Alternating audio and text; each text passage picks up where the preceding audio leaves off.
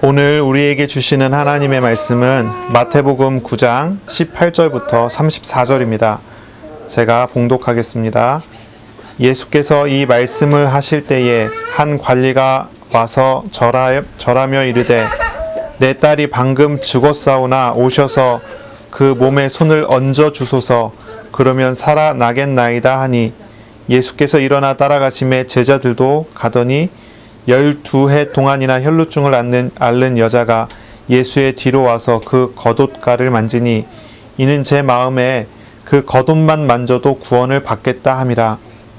예수께서 돌이켜 그를 보시며 이르시되 딸아 안심하라 내 믿음이 너를 구원하였다 하시니 여자가 그 즉시 구원을 받으니라. 예수께서 그 관리의 집에 가사 피리 부는 자들과 떠드는 무리를 보시고 이르시되 물러가라 이 소녀가 죽은 것이 아니라 잔다 하시니 그들이 비웃더라. 무리를 내보낸 후에 예수께서 들어가사 소녀의 손을 잡으심에 일어나는지라. 그 소문이 온 땅에 퍼지더라.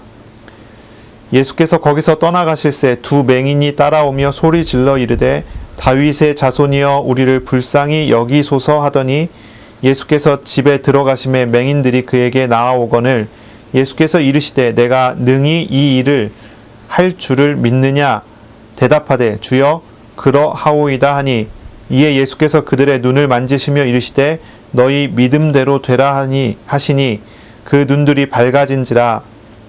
예수께서 엄히 경고하시되 삼가 아무에게도 알리지 말라 하셨으나 그들이 나가서 예수의 소문을 그 온 땅에 퍼뜨리니라. 그들이 나갈 때에 귀신 들려 말 못하는 사람을 예수께 데려오니 귀신이 쫓겨나고 말 못하는 사람이 말하거늘 무리가 놀랍게 여겨 이르되 이스라엘 가운데서 이런 일을 본 적이 없다 하되 바리새인들은 이르되 그가 귀신의 왕을 의지하여 귀신을 쫓아낸다 하더라. 아멘. 오늘 말씀은 마태복음 9장 18절부터 34절까지의 말씀입니다. 믿음과 하나님의 나라라는 제목으로 우리가 함께 말씀을 나누겠습니다. 믿음과 하나님의 나라입니다. 오늘 본문은 예수님께서 산상수훈을 말씀을 가르치신 다음에 나타났던 세 가지의 증거 중에 하나입니다. 큰 증거의 묶음이 세 개가 있죠. 그리고 그 각각의 묶음들은 세 가지 정도 되는 세 가지 종류의 기적들을 이제 포함을 하고 있습니다. 첫 번째 우리가 나눴었던 기억하시는 것처럼 첫 번째 산상수훈을 일으키고 난 다음에 예수님의 보이셨던 사역, 예수님의 나타낸 기적은 소외되어 있는 사람들을 향한 것이었어요. 나병 환자, 그리고 이방인의 하인이죠. 그 다음에 이제 귀신 들려서 병든 사람들, 이런 사람들에게 예수님께서 사역을 하셨죠. 산상수훈을 통해 하나님의 나라에 대해서 가르치셨고 그 하나님의 나라에 필요한 사람이 하나님 나라에 들어가기 합당한 사람이 어떤 사람인지를 산상수훈을 통해서 가르치셨다면 그리고 실제로 그 하나님 나라에 초청받는 사람들을 보이신 겁니다. 하나님 나라에 들어가는 사람들은요, 의롭게 살려고 하는 사람들이 아닙니다. 흠이 없는 사람이어야 돼요. 우리가 어떻게 천국 갑니까? 선행을 많이 하면 천국 갈까요? 아니요. 어떻게 해야 천국 갈까요? 죄가 없어야 천국 가요. 조그만 죄라도 있으면 그 죄 때문에 천국에 가지는 못해요. 하나님 나라는 그런 곳이에요. 조금의 흠도 있어서는 안 되죠. 그렇기 때문에 율법을 통해서 봐도 뭔가 우리가 율법의 조항을 다 지켜서 행한다, 내가 율법에 이야기하는 죄를 지키지 않았다 정도가 아니라 그 마음으로도 조금의 흠이 없어야 돼요. 그래야지 하나님의 나라에 들어갈 만한 자격이 되는 거예요. 그리고 하나님 나라의 백성으로 살 만한 거죠. 그런데 그런 사람이 세상에 있겠습니까? 죄가 없는 사람이 없잖아요. 모두가 죄 중에 태어났고 죄 속에서 자라났고 죄 속에서 살아가는 겁니다. 그 중에 조금 덜 죄를 짓는 사람이 있을지 몰라도 죄가 없는 사람은 없어요. 그렇기 때문에 하나님 나라에 합당한 사람이라는 건 세상에 없는 거죠. 그런데 예수님께서 오셔서 하나님 나라에 합당한 사람이 아무도 없지만 하나님 나라에 들어갈 만한 사람들을 세우시는 거예요. 어떻게 세웁니까? 사람들의 상상과는 전혀 다른 사람들을 부르신 거예요. 죄인인데 그냥 죄인이 아니라 저주받을 만한 죄를 져서 나병이 걸렸다 그래요. 그런 사람이에요. 하나님을 아예 알지도 못하고 우상을 섬기고 우상을 섬기는 문화 속에서 하나님을 섬기는 사람을 박해하고 핍박하는 이방인들, 그 이방인 집안에 있는 하인이라고요. 그런 사람을 부르세요. 어떻게 얘기하면요, 아주 뭐랄까요, 비참하면 비참한 상태예요. 영적으로 완전히 망가져 있으면 망가진 상태예요. 그런 사람을 부르셔서 하나님 나라의 백성으로 부르신다는 거죠. 그러니 이런 사역, 예수님의 가르침을 듣고 예수님의 사역을 보던 바리새인이나 무리들은 어떤 느낌이겠어요? 어떤 생각이겠어요? 우리 보고 하나님 나라에 들어가지 못한다 하더니 저런 사람들을 부르냐? 제자들은 어떤 생각이겠어요? 그런 모습을 보면서, 예수님 안에서 이루어지는 구원을 보면서요. 첫 번째 사역의 묶음의 마지막에 이런 구절이 있어요. 예수님께서 많은 병든 자들, 그런 사람들을 고치셨는데 왜 그렇게 하셨느냐? 이는 예수님께서 연약한 것, 죄들, 병들을 친히 담당하시고 친히 그것들을 짊어지셨다 하는 거예요. 그것이 하나님 나라의 비밀인 거죠. 하나님 나라의 백성 되는 비밀인 거예요. 우리는 모두 죄인이지만 그리스도께서 우리의 죄를 짊어지심으로 우리가 의롭다함을 얻을 수 있다는 거죠. 그런 증거를 예수님께서 보이신 첫 번째 사역의 묶음을 통해서 보이셨죠. 그리고 예수님께서 두 번째 사역의 묶음이 나옵니다. 두 번째 사역의 묶음에서 어떤 모습이 나오지요? 예수님께서 제자들을 데리고 배를 타고 건너편으로 넘어가실 때 풍랑이 일고요, 바람이 불고요, 배가 뒤집어지게 되는 그런 상황이 돼요. 모두 다 이제 죽게 됐구나 하는 그런 상황이 됐을 때 예수님과 함께 배를 탄 사람들, 이게 제자들이지요. 하나님 나라에 있는 사람들이에요. 예수님과 함께 있는 하나님 나라의 제자들이에요. 그 제자들을 향한 하나님의 일들, 사역들을 보여주는 거예요. 하나님의 권능을 보여주는 거예요. 바람과 바다도 그 앞에 순종하고 온 세상 만물이 그 앞에 순종할 수밖에 없는 바로 주권자이시고 세상을 창조하신 창조자이신 하나님, 예수님이 그 권위가 거기서 나타나는 거죠. 주님의 부름을 받은 사람은 어떻게 살아가야 됩니까? 주님의 부름 받은 사람은 어떻게 살아가는 게 옳습니까? 하나님 나라의 제자로서 하나님의 나라의 제자답게 살아가야 되는 거예요. 주님의 권위를 안다면 주님과 함께하는 생활을 하면서 살게 되는 거죠. 이런 사역들을 예수님께서 보이셔요. 이런 사역들을 예수님께서 나타내시는 겁니다. 그러면서 예수님께서 배 타고 건너편에 도착했을 때 거기 이제 가다라 지방이라는 곳이죠. 거기서 이제 귀신 들린 사람 두 사람을 만나게 되죠. 거기에서 이 사람들이 소리 지릅니다. 하나님의 아들이여, 우리와 당신이 무슨 상관이 있길래 우리를 괴롭게 합니까? 외쳐요. 그 지역은요, 이방인의 지역이에요. 이스라엘 입장에서는 이방인 지역이잖아요. 가다라 지방. 거기에 또 이방인 지역에서도 귀신 들린 사람 둘. 이 사람들은 단순히 우리가 그냥 귀신 들린 사람들이 외곽에 쫓겨나 있다 이렇게 생각하기 쉬운데 그런 게 아니라 이 사람들은 어떤 사람이에요? 그 지역의 영적인 것을 대변하는 사람들이에요. 그 지역의 영적인 색깔을 대변하는 사람들이에요. 귀신 들린 두 사람.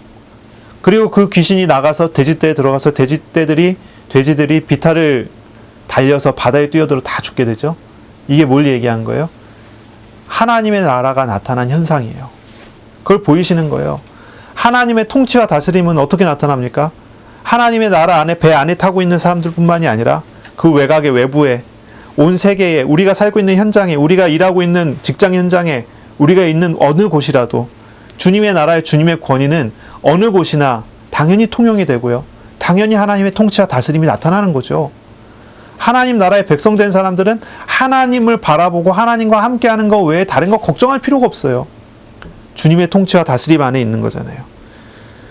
그리고는 이제 어떤 사람들, 서기관들의 굉장한 반대를 불러일으키는 사역이 나타나죠. 예수님께서 중풍병자에게 죄사함을 선언하시잖아요.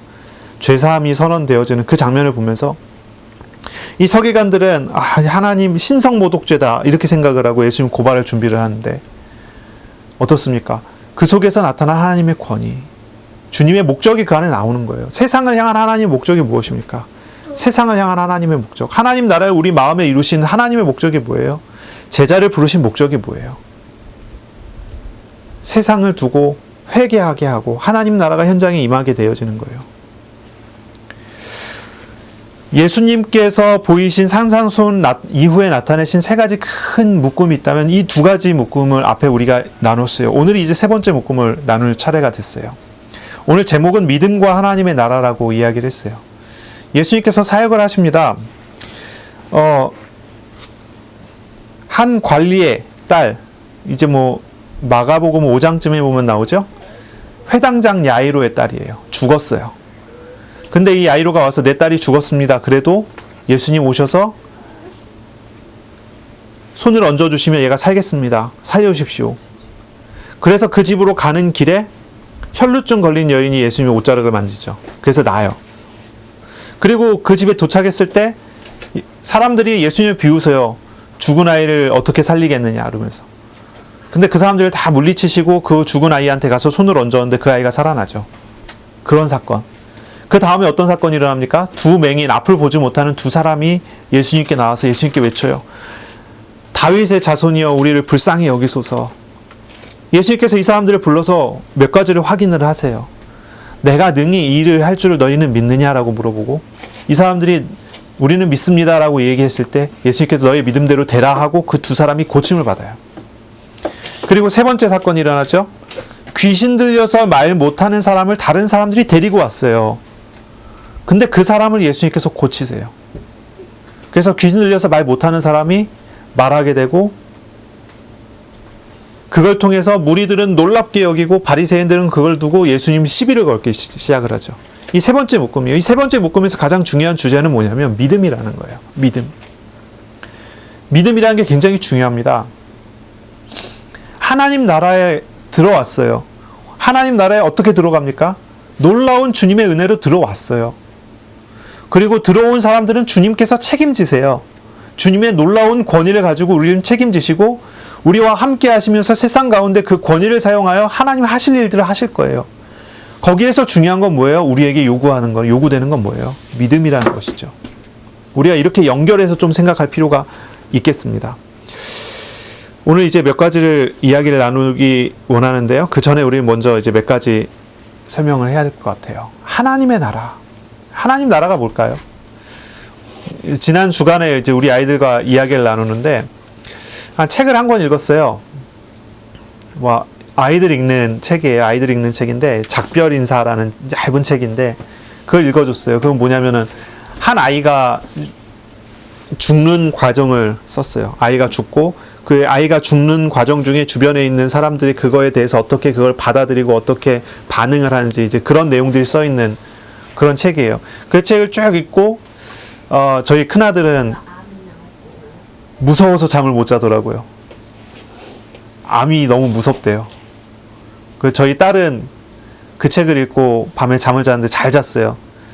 귀신 얘기라든지 그런 얘기는 무서워서 잠을 못 잘 텐데, 그거는 그런 귀신 얘기 같은 얘기가 아니라서 무섭진 않았대요. 잘 자더라고요. 어쨌든 그걸 읽으면서 이제 대화를 쭉 나누는데, 하나님의 나라에 대해서 조금 이야기를 했어요. 하나님 나라가 어떻고, 천국이 어떻고. 하나님 나라가 뭘까요? 하나님 나라는 어떤 곳일까요? 사람이 죽었어요. 예수 믿는 사람이 죽었어요. 그러면 천국에 가요. 이 천국이 하나님 나라예요. 예수님을 영접해서 믿은 사람은 마음에 하나님이 함께 하시고 하나님과 평생을 동행하면서 살다가 죽어서 하나님과 함께 하나님의 영원한 나라에 들어가죠. 장소로서의 하나님 나라가 있어요. 장소로서의 하나님 나라는요, 어떤 곳입니까? 조금의 갈등도 없고 고통도 없는 곳이에요. 고통 많은 이 세상에서 살면서 인내하고 소망을 갖게 하는 곳이 천국이죠. 우리가 천국이 없다면, 우리가 나갈 영원한 나라가 없다고 한다면 우리가 무슨 소망을 가지고 살겠어요?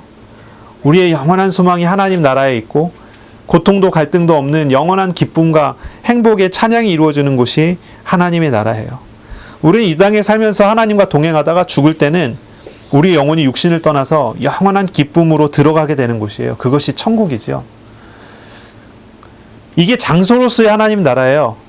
근데 하나님 나라는 한 가지가 더 있어요. 뭐냐면 통치로서의 하나님 나라예요. 통치로서의 하나님 나라, 하나님 다스리신다고 하는 거예요. 통치로서의 하나님 나라는 어떤 것이냐면 이 땅에, 이 세상에, 우리의 마음에, 우리의 현실 속에 임하는 하나님의 나라예요.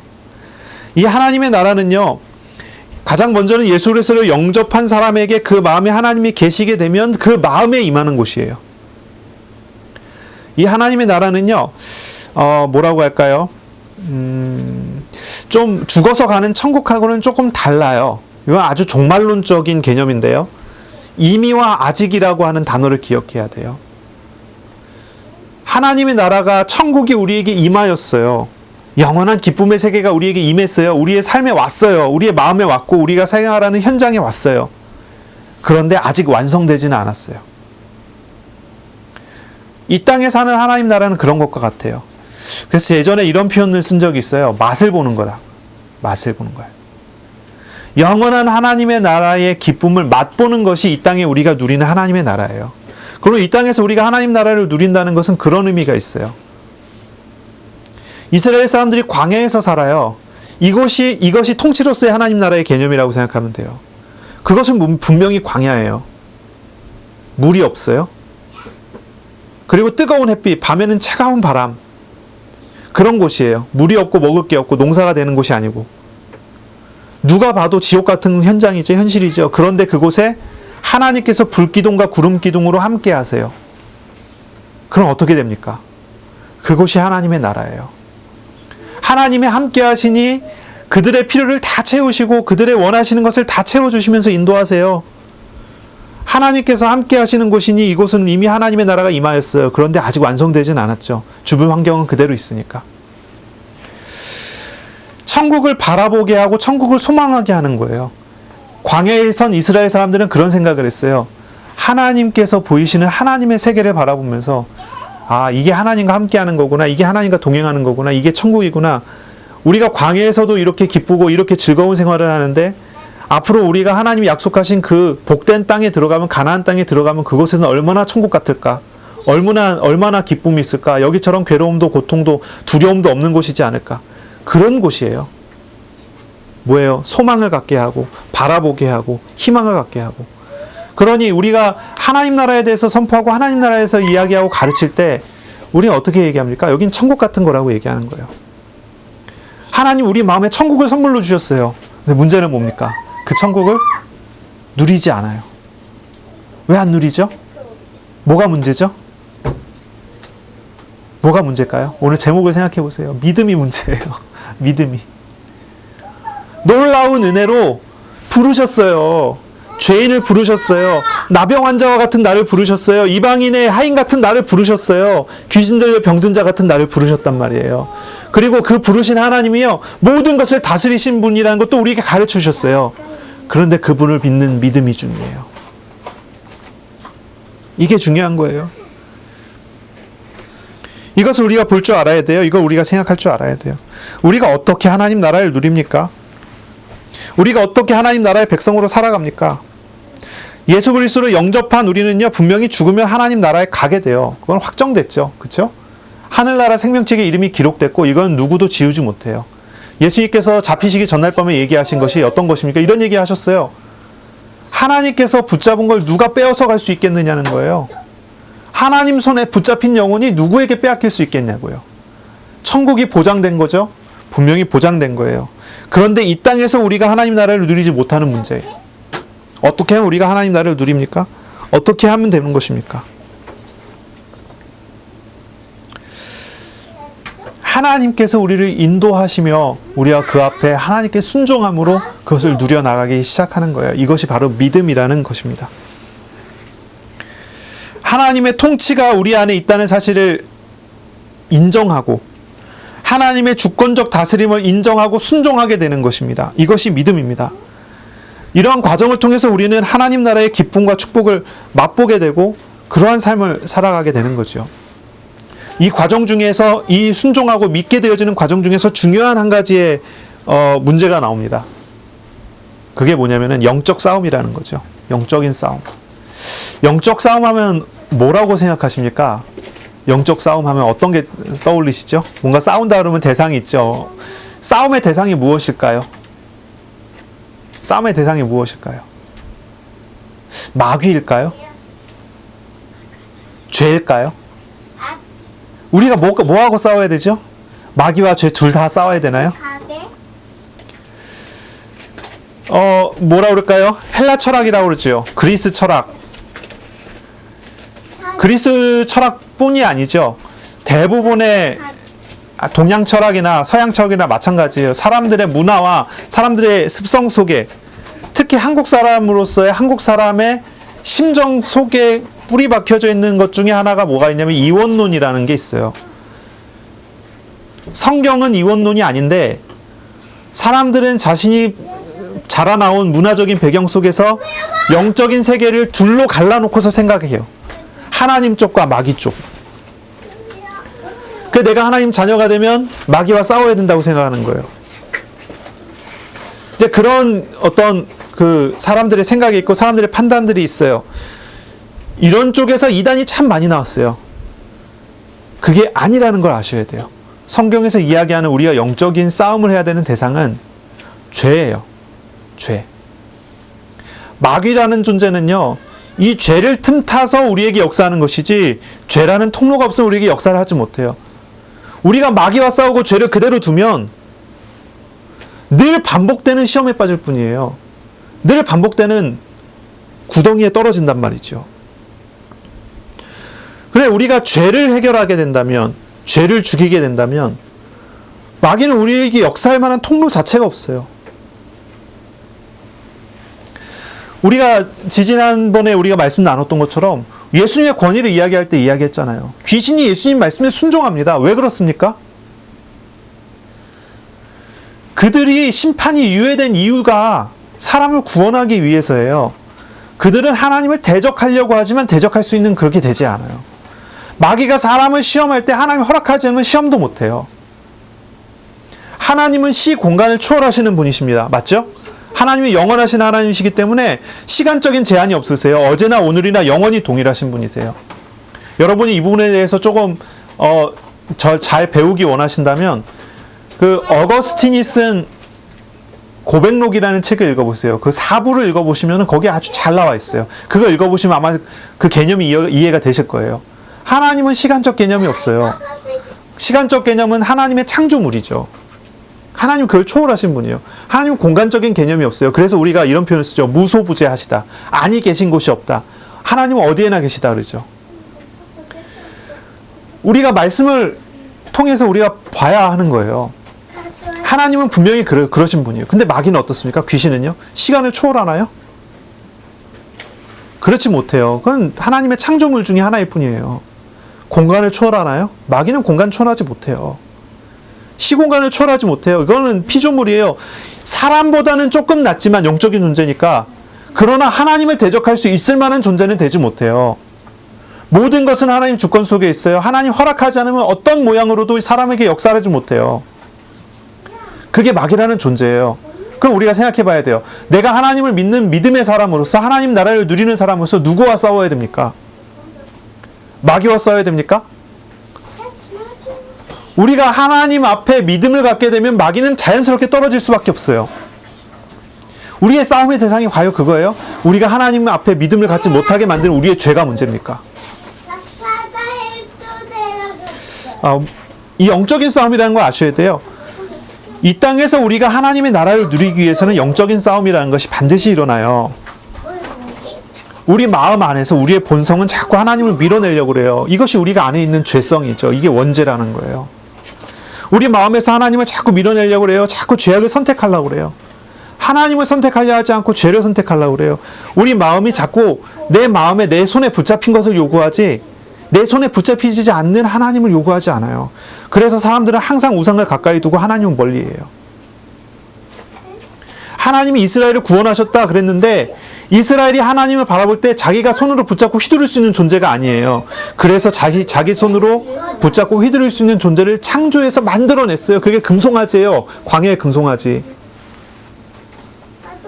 이스라엘 생각을 해보세요. 이스라엘이요, 애굽 땅에서 살 때는요, 농사를 짓고 창고에 곡식을 거두어 들이면요 1년 동안에는 불안하지 않았어요. 이스라엘의 우상이에요. 곡식이에요. 그래 광야로 나왔어요. 근데 창고에 들여놓은 곡식이 없어요. 이집트에서 빠져나올 때 가지고 나온 곡식이 떨어져 가기 시작했어요. 하나님은 자기 손으로 휘두를 수가 없어요. 우상은 자기 손으로 휘두를 수가 있는데, 우상은 자기가 섬기고 있는 동안에는 자기한테 해코지 하지 않는다라고 하는 그게 있는데, 하나님은 그렇지가 않단 말이에요. 하나님의 사역은 처음부터 끝까지 영원하신 하나님의 능력으로서, 하나님의 사랑으로서 나타났지, 이 우상처럼 주고받는 관계가 아니니까요. 우상들은 언제나 그러잖아요. 이렇게 정성을 들여라 내가 이만큼 줄게. 주는 겁니까? 사실 줬다가 다시 뺏어가죠. 사람을 늘 다람쥐 쳇바퀴 돌듯이 만들어놔요. 마귀는 그래요. 성실하게 노력해라. 그러면 내가 너에게 그 보상을 줄게. 이게 우상이고요. 이게 사람에게 주어져 있는 원죄의 어떤 그런 뿌리예요. 뿌리라고 하면 좀 이상하고 원죄의 뿌리라고 하면 좀 이상하죠. 표현이 좀 이상한데 어쨌든 그래요. 그런 부분이에요. 우리 안에 담겨져 있는 어떤 그런 이미지란 말이에요. 주고받아야 된다. 우상이라는 것이 그런 것들을 항상 타고 들어와서 역사를 해요. 그래서 내가 이만큼 하고 있는 동안만큼은 하나님께서 아니 저 우상이 나한테 어떻게 하지 않겠지. 그런데 광야에 나와보니까 하나님께 자신들이 정성을 들일 수 있는 것도 없어요. 불안한 거예요. 우리가 하나님 앞에 이렇게 정성도 들이지 않고 우리가 하나님 앞에 이렇게 희생하지도 않고 우리가 하나님 앞에 헌신하지도 않는데 하나님 우리에게 은혜 주셔요? 하나님 손에서 이걸 언제 뺏어갈지 모르겠다. 불안한 거예요. 그래 어떻게 해요? 습성대로 이집트에서 했었던 그 습성대로 우상을 만들어 놓는 거예요. 그리고 그 눈에 보이는 우상에게 자기의 정성을 들이기 시작하는 거예요. 내가 이렇게 하는 만큼은 보상을 해달라.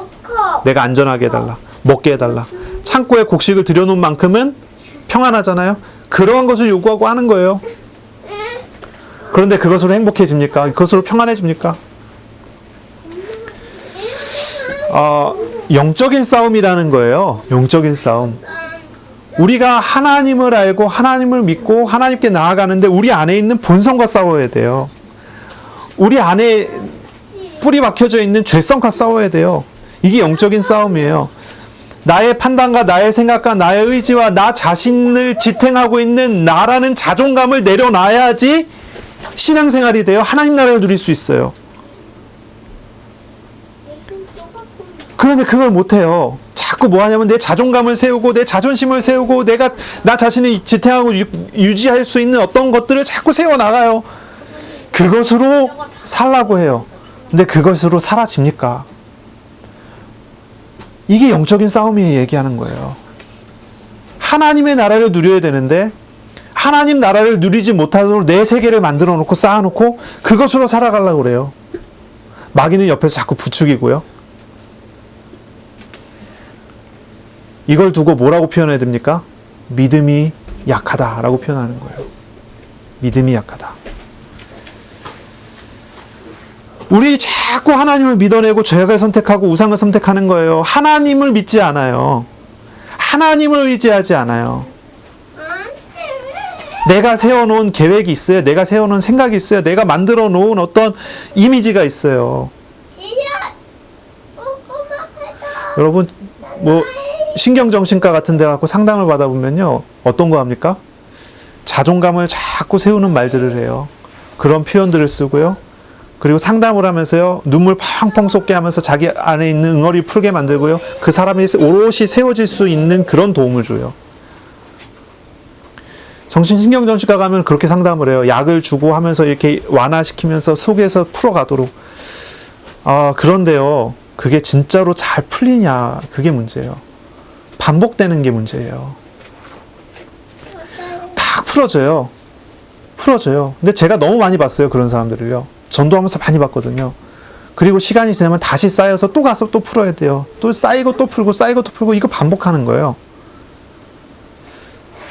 그렇게라도 풀 수 있으면 참 다행이다. 저도 뭐 그런 부분은 인정합니다. 사실이라고 그렇게 생각해요. 너무 힘들어가면 신경정신과 가고 약도 받고 상담도 받고 할 필요가 있죠. 그런데 또 한 가지 생각해 봐야 돼요. 하나님께서 주신 선물 중에 하나예요. 의사와 의학과 의술이 다 하나님 주신 선물 중에 하나예요. 그런데 뭘 세우냔 말이에요. 이게 중요한 거예요. 어떤 걸 세우냔 말이에요.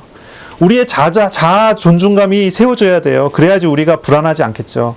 자아 존중감이 세워져야죠. 그래야지 우리가 우울증에서 벗어날 수 있겠죠. 그런데 그 자아 존중감이라는 것이 하나님의 은혜 앞에서 세워져야 되는데 하나님을 거절하는 방식으로 세워져요. 하나님 나라를 누리지 못하는 방식으로. 하나님을 의지하고 믿고 하나님께 털어놓고 하나님께 맡기고 하나님 앞에 나아가고 모든 것이 하나님 주권임을 민정하고 믿고 그렇기 때문에 내가 하나님 앞에서 소중한 사람이 됐다는 것을 확인하면서 세워져야 되거든요. 그렇게 되면요 우울증도 문제가 없고요 불안증도 문제가 없는 거잖아요. 하나님 나라 안에서 진짜 말 그대로 저 천국을 미리 당겨서 맛보며 지금 살아갈 수 있게 되는 거라니까요. 그게 하나님 나라인데. 그런데 전혀 다르게 세워가요. 전혀 다르게. 하나님 없이 하나님을 부정하는 방식으로 다른 것으로 채우게 해요. 여기에 얽매여 있으면요 요걸 푸는 방식으로 다른 우상을 갖다 대입을 해요.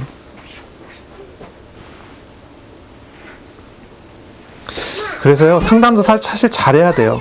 정말로 믿는 신자로서 믿는 기독교 상담 쪽에서 잘 믿는 사람과 상담을 하면 참 좋겠죠. 어쨌든 이제 그거는 얘기고요. 영적인 싸움이라는 거를 해와야 돼요. 우리가 영적인 싸움을 해야 돼요. 영적인 싸움이 쉬울까요? 한번 생각해 보세요. 영적인 싸움이 쉽겠습니까? 어렵겠습니까? 사실 내 안에 있는 우상과 죄와 싸운다는 것이 그래서 내 안에 있는 죄악을 이긴다는 것이 쉬운 일이 아니에요. 그렇죠? 우상을 벗어버린다. 아니 어떤 사람은 30년, 어떤 사람은 50년, 어떤 사람은 80년을 우상을 의지하면서 살아왔는데 그것을 벗어버리는 게 쉽겠어요? 자신의 40년을 부정해야 돼요. 자신의 60년을 부정해야 된다니까요. 자신의 인생을 부정해야 된다니까요. 나는 이것을 향해서 왔는데 그것 자체를 부정해야 된다니까요. 그게 쉬운 일이겠어요? 아니 잠시 잠깐 감정의 요동이 있어서 부정할 수 있겠죠. 그러나 다시 금방 돌아가지 않겠어요? 이게 과연 쉬운 일이겠어요? 죄악을 이기는 것도 쉬운 일이 아니에요. 우상을 벗어버리는 것도 쉬운 일이 아니에요.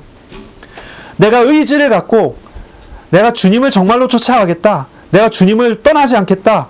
하면서 주님을 찾아가는 삶을 살기 위해서 노력하고 애쓰고 발버둥 쳐요. 그게 쉽겠습니까?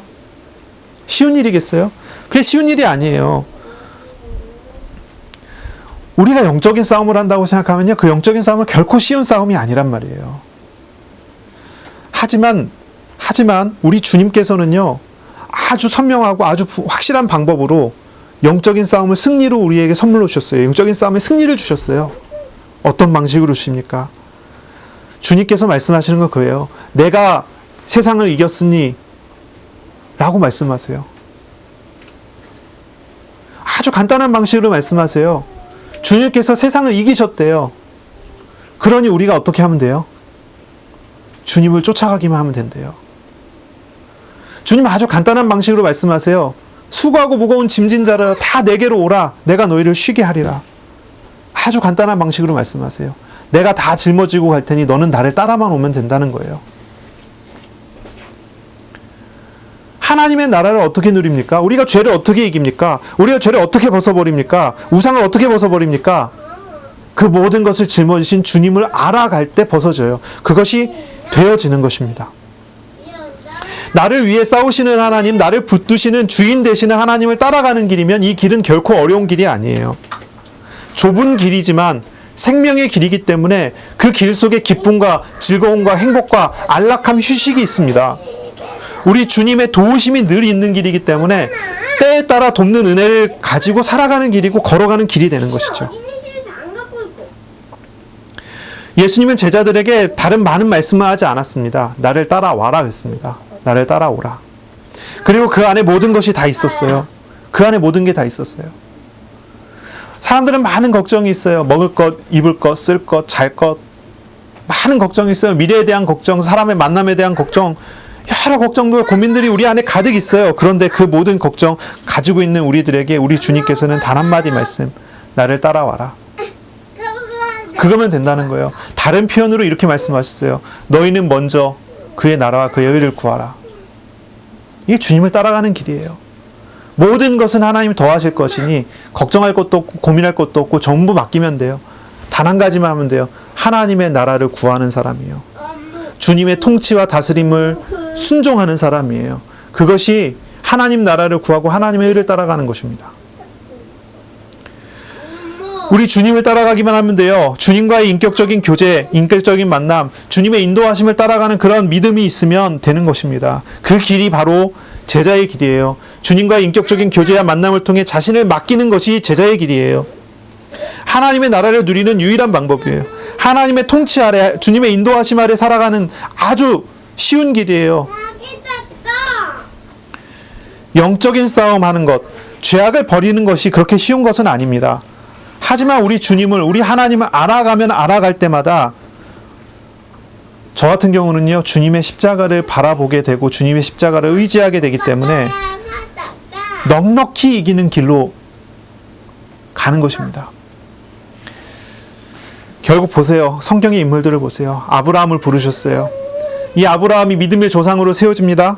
이 아브라함이 믿음의 조상으로 세워지기까지의 과정을 보세요. 모세를 보세요. 모세가 나이 40에 살인을 하고 광야로 도망갔습니다. 광야에서 40년이라는 시간 동안에 이 모세가 변화가 되잖아요. 자아를 부정하고 자기 자신을 내려놓고 우상을 다 내려놓는 과정이 40년이라는 시간. 아브라함도 모세도 하나님께서 결국은 아브라함은 믿음의 조상으로, 모세는 이스라엘의 구원자로 세우셨어요. 이 사람들이 무슨 뛰어난 노력가가 아닙니다. 뛰어난 무슨 뭐랄까요, 능력자들이 아니에요. 천재나 뭐 이런 그런 부류가 아니에요. 이 사람들이 단 한 가지 하나님을 알아가고 알아갔던 거예요. 모세가 나이 80에 가시떨기 나무에 불이 붙었어요. 그것을 봤어요. 그 앞에 갔어요. 거기서 모세가 어떤 경험을 합니까? 하나님을 인격적으로 만나는 경험을 해요. 그리고 비로소 알았어요. 자기 자신이 아무것도 아닌데 하나님이 다 하신다는 거를요. 아브라함이요, 나이 75세에 부름받았고요, 한 70년, 80년 지난 다음에 큰 시험 한 가지를 이기는데 아브라함이 한 가지를 배웠어요. 그 긴 시간 동안에 무엇을 배웠습니까? 하나님이 어떤 분이라는 걸요. 그것에 대해서 히브리서 11장에 기록이 되어 있죠. 하나님 어떤 분이라는 걸 믿었어요. 아들 이삭을 바쳐라. 바쳤어요. 왜요? 죽어도 다시 살아날 줄로 믿고. 하나님을 완전히 믿었어요. 하나님을 알아갖고 다 맡겼어요. 자신의 판단을 내려놨어요. 자신의 생각도 내려놨어요. 그런데 그것을 내려놓기 위한 치열한 싸움이 있었던 것이 아니에요. 하나님을 알아갈 때마다 내려놔줬어요. 우리가 이 부분을 봐야 하겠죠. 이런 부분을 알아야 되겠죠. 오늘 본문을 보세요. 오늘 본문을 보시면은 세 묶음의 치유가 나오죠. 세 묶음의 치유. 첫 번째 묶음은 한 관원의 딸의 죽음, 혈루증 걸린 여인의 치유죠. 두 번째 치유는 두 맹인의 치유. 세 번째 치유는 귀신 들려 말 못하는 사람의 치유예요. 이것이 산상수훈 이후에 나온 세 가지의 큰 묶음 중에 마지막 묶음이에요. 이 마지막 묶음이 또 세 묶음으로 나눠져 있어요. 이 치유들의 공통점을 찾아보면요. 첫째는 이 사람들 모두 부정한 사람들, 경건치 않은 사람들이라는 거예요. 예수님께서 이전에 치유하셨던 사람들과 크게 다르지 않아요. 한 관원의 딸 같은 경우는 이미 죽었잖아요. 죽은 시체에 손을 대는 건 아주 부정한 일을 하는 거예요. 그렇죠? 그런데 이미 죽었어요. 죽기 직전에 가서 살렸으면은 부정한 일을 한 게 아닌데 죽은 자를 가서 살렸기 때문에 부정한 일을 하는 거예요. 시체에 손을 대는 거. 물론 엘리사가 죽은 자에게 손을 대고 기도해서 살리는 그런 기록이 있죠. 네. 두 번째, 혈루증 걸린 여인 같은 경우 보세요. 이 사람은 계속 하혈을 하는 만성적인 질병을 가졌기 때문에 유출병이라고 하거든요. 피를 계속 흘리는 병. 아주 부정한 자이기 때문에 이 사람조차도요, 다른 사람들에게서 따돌림을 받고 같이 어울릴 수 없는 사람이에요. 이 사람과 함께 있고 함께 밥을 먹고 손을 대면 같이 부정해지는 그런 사람으로 찍혀갖고 외면당한 사람. 두 맹인 같은 경우는 어떻습니까? 또 귀신 들려 말 못하는 사람들도 어떻습니까? 경건치 않은 사람이라고 하는 그런 결론이에요. 이 두 맹인 같은 경우는 나면서부터 맹인이었는지 중간에 맹인이 됐는지 모르겠지만 나면서부터 맹인이라는 사람 됐다고 한다면 그 조상의 죄 때문에 저주를 받았다라고 평가를 받았던 사람이고요. 중간에 맹인이 된 사람이면 하나님께서 이 사람의 죄를 심판하셨다 이렇게 평가를 받는 사람이에요. 귀신 들려 말 못하는 사람도 마찬가지죠. 그런데 그런 사람들을 예수님께서 고치세요. 예수님께서는 이들을 고치심으로 그들을 향한 하나님의 사랑을 여전히 보이세요. 하나님의 나라는 완전히 의로운 사람을 요구합니다. 우리가 이야기했던 것처럼. 그러나 이 사람들조차 역시 죄인들이고 부정한 사람들인데 이러한 사람들을 다 짊어지시는 방법으로 예수님께서 이 사람들을 구원하시는 거예요. 그런데 그 과정 중에 나타난 사건들과 내용들이 참 중요합니다. 오늘 본문에 예수님이 치유는 믿음과 관련돼서 이야기가 되는 거거든요. 예수님께서는 이 세 가지 부류의 치유를 일으키면서 그들의 믿음을 지적하고 그들의 믿음을 이유로 치유를 선포하고 그리고 그들의 믿음대로 치유될 것을 선포하세요. 물론 제일 마지막의 사역은 믿음에 대한 언급이 없습니다. 하지만 마지막에 나타났던 이 귀신 들려 벙어리 된 사람 이야기할 때도 믿음과 관련해서 정리를 하는 게 옳아요. 첫 번째 보겠습니다. 한 관원. 마가복음 5장에 동일한 사건이 나와요. 이 관원은 회당장 야이로입니다. 회당장의 딸이 이미 죽었습니다. 하지만 이 회당장이 요청하기를 손을 얹으면 치유될 것을 요청했어요. 이 말을 듣고 예수님께서 아무 말 없이 그 집에 들어가서 그 소녀의 손을 잡고 일어나게 하셨어요. 자, 이 회당장의 믿음은 어떻습니까? 예수님께서는 이 회당장에게 이야기하셨어요. 마가복음 5장 36절에 이렇게 말씀하셨어요. 회당장에게 딱 지칭해서 얘기했어요. 두려워하지 말고 믿기만 하라. 다시 말해서 이 회당장의 믿음이 어떻다는 거죠? 이 회당장은요, 자기 딸이 살아날 거라고 하는 믿음을 가지고 예수님 부른 게 아니에요. 이 회당장이 예수님을 요청한 이유는 예수님은 내 딸을 구원해 주실 거야. 내 딸을 죽었지만 살아나게 하실 거야. 이렇게 생각하고 예수님이 요청한 게 아니에요. 이 회당장의 요청은요, 지푸라기 잡는 거예요. 지푸라기 잡는 심정이에요. 물에 빠졌는데 살아날 방법이 없어요. 지푸라기라도 잡는 거예요. 그런 딱 심정으로 예수님께 요청하는 거예요. 예수님은 이 회당장의 믿음을 아시기 때문에 이 회당장에게 말씀하세요. 믿음을 갖도록 예수님께서 말씀하세요. 두려워하지 말고 믿기만 해라. 나만 의지해라. 예수님께서 얘기하는 거예요. 두려워하지 말고 나만 의지해라. 예수님 잘 안 믿어지는데 예수님이 그렇게 말씀하시고 예수님께서 이 회당장 야이로의 믿음을 도닥여 주시고 믿음을 갖도록 도우셨지요. 그리고 그 딸을 치유하셨어요. 그리고 회당장 야이로의 믿음이 확실하게 뿌리 내리도록 도우셨어요. 두 번째 사람 볼까요? 혈루증 걸린 여인이에요. 12년 동안 혈루증 걸려서 고통받았어요. 12년 동안 하혈하는 질병에 걸린 거예요. 이 사람은 육신적인 고통은 물론이고요.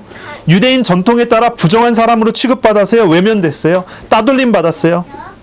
사람들과 어울릴 수 없는 존재가 돼서 사회적으로, 정신적으로 죽은 자처럼 외면당해서 살았어요. 그런데 이 사람이 예수님이 지나갈 때 예수님이 옷자락이라도 만져서 치유받고자 했어요. 이 여자의 믿음은 어떤 믿음이에요? 미신적인 믿음이에요. 아, 예수님의 옷자락이라도 만져서 구원받자. 이게 정상적인 믿음입니까? 비정상적인 믿음이잖아요. 인격적인 믿음입니까? 비인격적인 믿음이잖아요. 뭐라 그럴까요? 도깨비 방망이 뚝딱하는 식의 믿음이라니까요. 아주 미신적인 믿음을 가지고 있는 거예요. 그런데 우리 예수님께서는 이 사람을 어떻게 대하십니까? 인격적으로 대해주세요. 아주 인격적으로 대해주세요. 예수님이 이 여자를 인격적으로 만나주시고 주님 앞에 설 수 있게 하셨어요. 예수님께서 길을 가세요. 그 여자가 뒤에 따라와서 예수님 옷을 만진다는 거 아세요. 그러나 내버려 두셨어요. 그리고 그 여자가 예수님의 옷을 만졌을 때 예수님께서는 그 여자를 치유하셨어요. 치유받고 난 다음에 예수님께서 돌이켜 그 여자를 부르셨어요. 미신적인 믿음을 가지고 있는 그 사람이지만 주님께서 선택하셨고 부르셔서 미신적인 믿음이 아니라 바른 믿음을 가질 수 있도록 도우셨어요. 그래서 그 뒤에 이어서 예수님의 말씀이 나오게 되지요. 그 뒤에 이어서 예수님께서 말씀하시지요. 22절에 말씀하시기를 그를 돌이켜 그를 보시며 이르시되 따라 안심하라 너의 믿음이 너를 구원하였다 하니 그 여자가 그 즉시 구원을 받으니라. 마가복음에도 동일한 사건이 나오죠. 예수님 알게 됐어요. 이 여자가 예수님과 만나서 대화를 하게 됐어요. 그리고 예수님 앞에서 인격적인 만남이라는 선물을 받았어요. 비인격적인 믿음으로 예수님께 나아갔지만 예수님께서는 미신적인 믿음을 가지고 있는 그 사람의 미신적인 것들을 이제 인격적이고 정상적인 믿음으로 선물로 바꿔주시죠. 은혜를 주신 거죠. 두 맹인이 예수님께 나옵니다. 세 번째 사건이죠. 두 맹인이 예수님께 나옵니다. 그래서 예수님께 외칩니다. 뭐라고 외칩니까? 이렇게 외칩니다. 다윗의 자손이여 우리를 불쌍히 여기소서라고 외칩니다. 그리고 예수님을 따라갑니다. 이에 예수님께서 집까지 들어가셨어요. 그리고 이 두 맹인은 집까지 따라왔어요. 그리고 예수님께서 이 맹인들에게 물어보십니다. 내가 능히 이 일을 할 줄을 믿느냐? 이 사람들이 대답하기를 주여 그러하외다 라고 대답했어요. 그리고 예수님께서 그들의 눈을 만져주고 너의 믿음대로 되라 라고 말씀하셨는데 그 즉시 눈이 밝아졌죠. 그리고 예수님께서 그 일을 소문내지 말라 이렇게 말씀하셨어요. 이 두 맹인을 만난 사건이에요. 이 두 맹인은요 끈질기게 예수님을 쫓아갔어요. 소리 지르면서 계속 따라갔어요. 다윗의 자손이여 우리를 구원하소서. 왜 그렇습니까? 이 사람의 소원은 눈을 뜨는 겁니다. 근데 어디입니까? 이사야서 5장 5절 6절에 보니까 이사야서 5장에 나오죠. 5절 6절에 보니까 메시아가 오면 다윗의 자손이 오면 소경의 눈을 뜨게 한다고 하는 맹인의 눈을 뜨게 한다고 하는 예언이 있잖아요. 그러니 예수님께서 그리스도다, 예수님께서 메시아다라고 하는 소문을 이 사람들이 듣고 예수님을 따라다닌 거예요. 그리고 당신이 메시아면 우리를 구원해달라고 얘기하는 거예요. 우리의 눈을 뜨게 해달라고 얘기하는 거예요.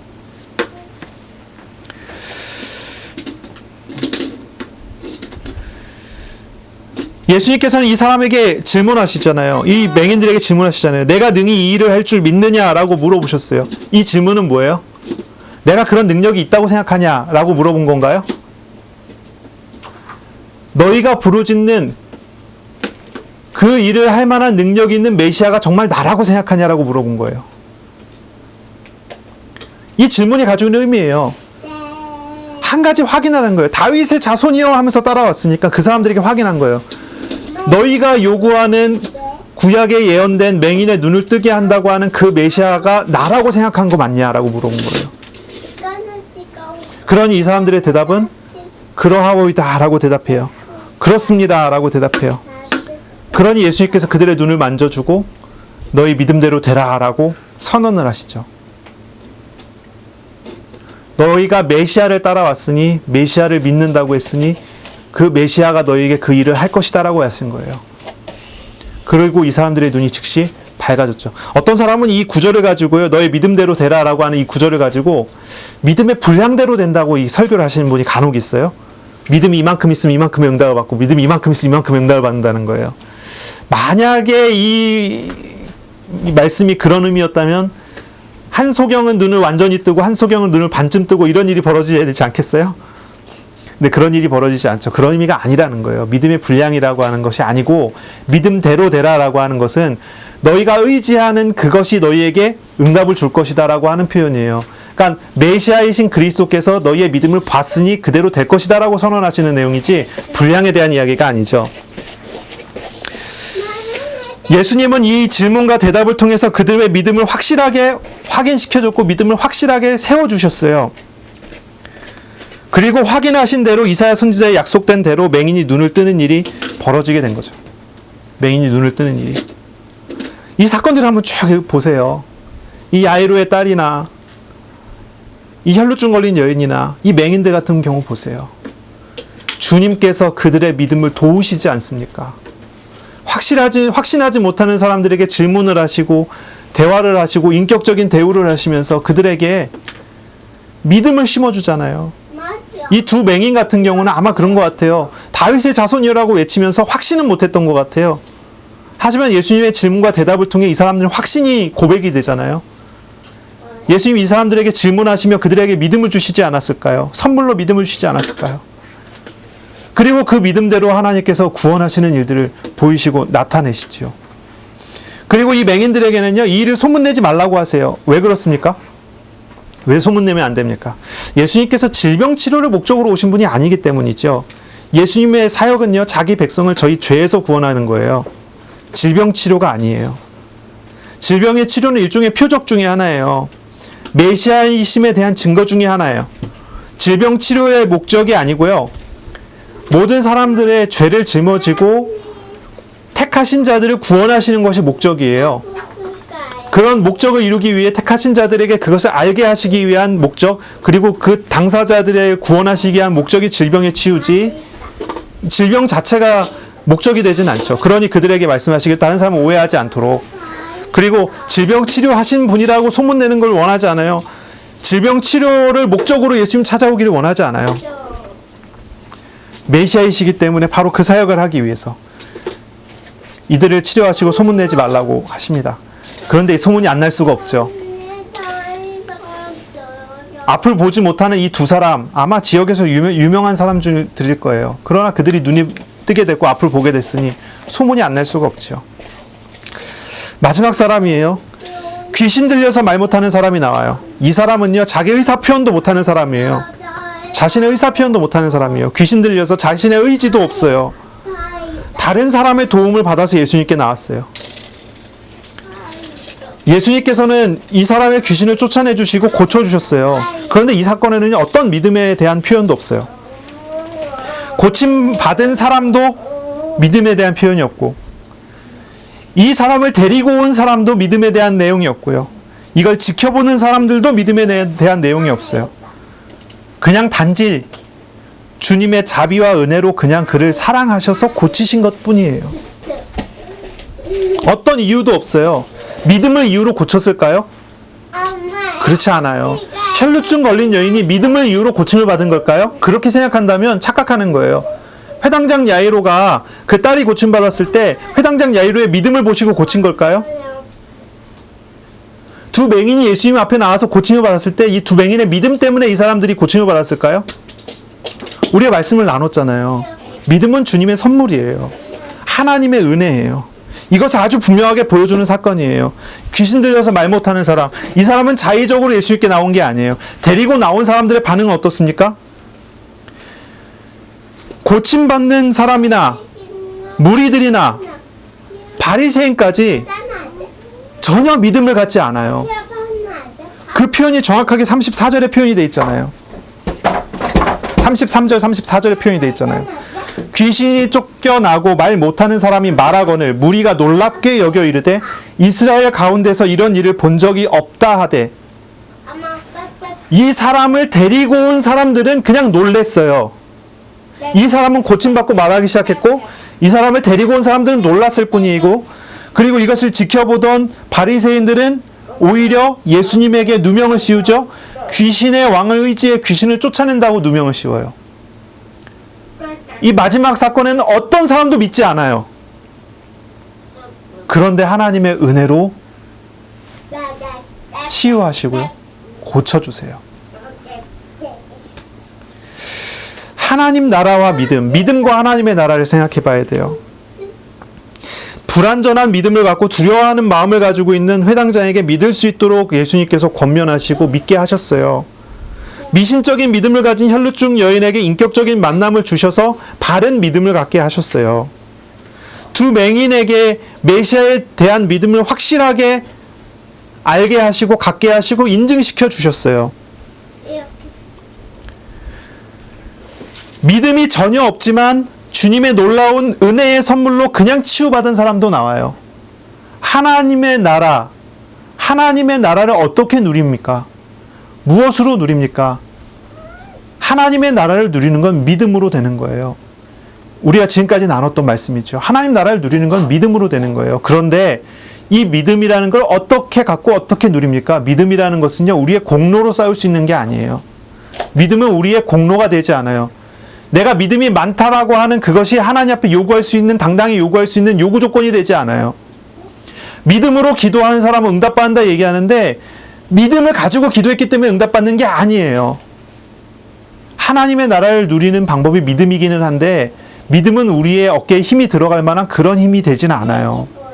믿음은 단지 하나님의 선물이에요. 그래서 에베소서 2장 8절 9절에 보면 그런 말씀이 나오죠. 우리가 믿음으로 말미암아 구원을 받았어요.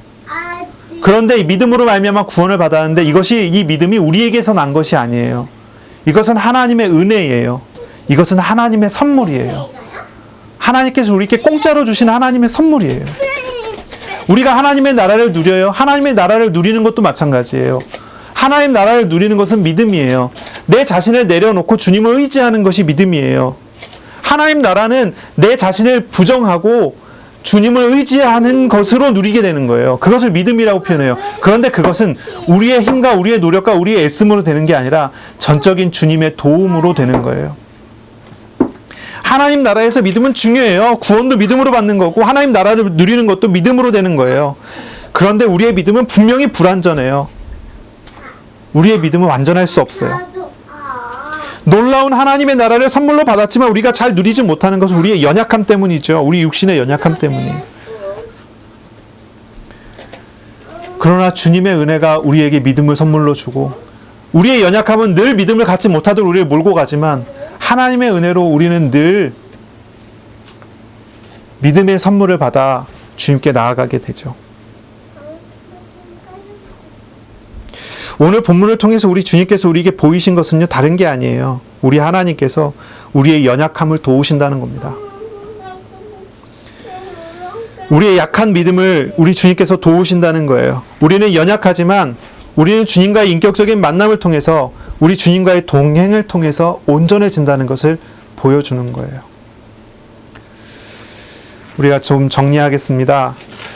이번 한 주간 저와 여러분은 하나님과 함께함을 정말로 누리는, 하나님의 나라를 누리는 그런 시간을 가져야 되겠습니다. 그렇기 위해서 우리는요, 정말 참된 믿음을 회복해야 되겠습니다. 우리를 다스리시는 주님, 예수님께 순종하는 믿음을 회복해야겠습니다. 기도하시기 바랍니다. 우리의 믿음을 도와달라고 기도하시기 바랍니다. 주님을 정말로 알아갈 때마다, 주님의 십자가를 경험하고 묵상할 때마다 우리는 영적 싸움에서 승리하게 됩니다. 우리의 믿음을 도와달라고 기도하시고 주님을 정말로 알아가는 시간, 주님과 함께하는 삶을 사는 시간을 갖게 해달라고 기도하시기 바랍니다. 하나님의 행하시는 일을 보는 눈을 열고 순종하는 마음을 갖고 주님의 일을 따라 우리의 삶을 살아가는 것입니다. 그런 은혜를 온전히 누리는 한 주간이 되시기를 바랍니다. 기도하겠습니다. 하나님 감사합니다. 오늘도 우리에게 말씀하심으로 우리가 하나님의 나라를 누리는 믿음을 갖게 하시니 감사합니다. 우리는 연약하고 부족하니 오직 주님을 바라보고 주님을 의지할 뿐입니다. 연약한 우리의 믿음을 도와주시고 우상과 죄악을 내려놓고 오직 주님 의지하는 삶으로 나아가도록 우리의 한 주간을 주관하여 인도하여 주옵소서. 우리의 삶과 모든 만남 속에 하나님의 나라를 누리도록 은혜 내려 주옵소서. 예수 그리스도 이름으로 감사하며 기도합니다. 아멘.